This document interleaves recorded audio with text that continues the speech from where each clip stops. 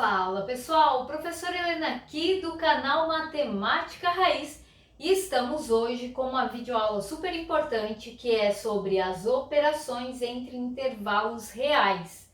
Se você não assistiu a videoaula sobre os intervalos reais, eu vou deixar um cardzinho aqui, assista e depois volte para essa videoaula, beleza? Não esqueça de largar aquele joinha, clica muito aí, vai dando aquele like e se inscrevendo no canal caso você ainda não seja inscrito, ok? Combinado? Então bora! A gente tem aqui o seguinte, sejam os intervalos A, x pertence aos reais, tal que x é maior ou igual a 1, o B, o x é um intervalo aberto de menos infinito até o 4, também aberto, e o conjunto C, que é o intervalo C, x pertence aos reais, tal que x deve ser maior que menos 3 e menor ou igual a 5. Então é para determinar os intervalos e algumas operações. Por isso que é importante assistir a primeira videoaula para entender aqui do que se trata esses intervalos, certo? Então nós temos aqui o intervalo A. O intervalo A diz que x tem que ser maior ou igual a 1. Agora eu tenho que cuidar porque eu tenho que ter localizações na hora de montar os intervalos. É importante você saber mais ou menos aonde ficam os números na reta para na hora de fazer as operações não ter nenhuma confusão.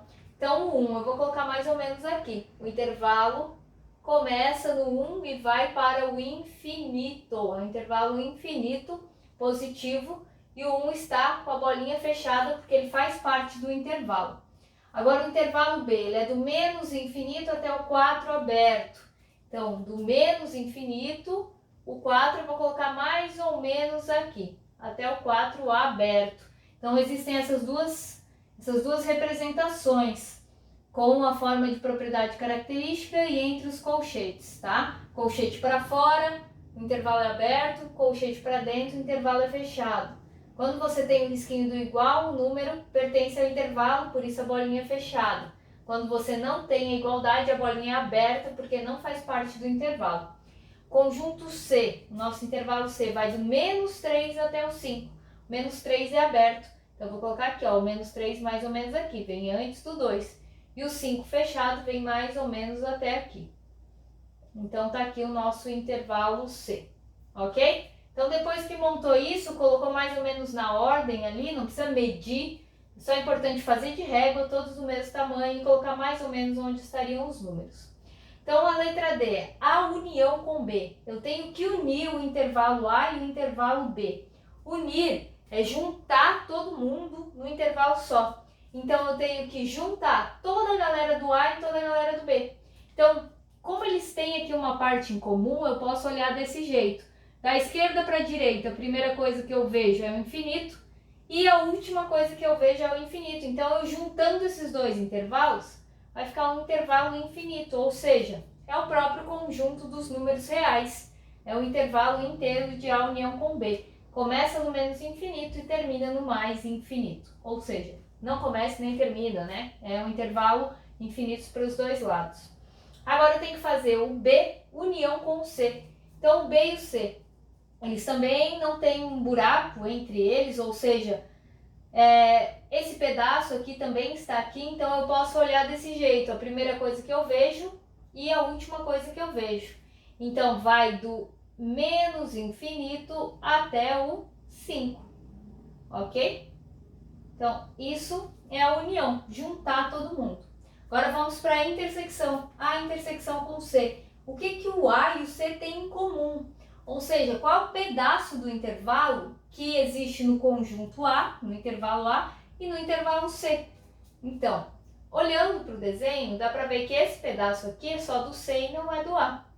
Dá para olhar que esse pedaço também não está no A e no C ao mesmo tempo. Porém, esse meio aqui está nos dois, ó, do menos 1 até o 5. Ignora o B, é só o A e o C que a gente está analisando. Então, começa no menos 1,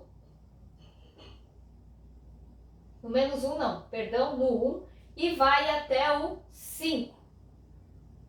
Os dois são bolinha fechada, permanecem com a bolinha fechada. Então, esse é o pedaço comum a eles, tá? Então, olha só, aqui é o nosso pedaço. Do 1 fechado até o 5 fechado, ok? Agora eu quero a intersecção entre o A, o B e o C. O que tem em comum nos três intervalos? É só analisar aqui no meio, ó. Eles têm esse pedaço em comum. Então, esse pedaço começa no 1 e termina no 4 aberto. Então, eu vou do 1 fechado até o 4 aberto. Essa é a intersecção dos três. Então, perceba que as bolinhas não mudam, tá? As bolinhas permanecem iguais na união e na intersecção. Agora, nós vamos para a diferença. A diferença é o que eles têm de diferente. O nome já diz tudo. Então, B menos A. Eu tenho que tirar do B o que já está no A, ou seja, eu tenho que tirar a intersecção. Eles têm esse pedaço de igual, então é esse pedaço que eu vou excluir.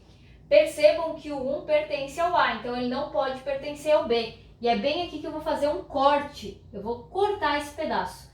Onde eu faço o corte, eu troco a bolinha. Então a bolinha era fechada, ela vai ficar aberta e vai ficar com o que sobra no B. Sobra o menos infinito. Então, a gente cortou aqui porque é esse pedaço que tem só no B e não tem no A. Então, tem que tirar todo o pedaço que é igual. Agora, a gente vai fazer o A menos B, ao contrário.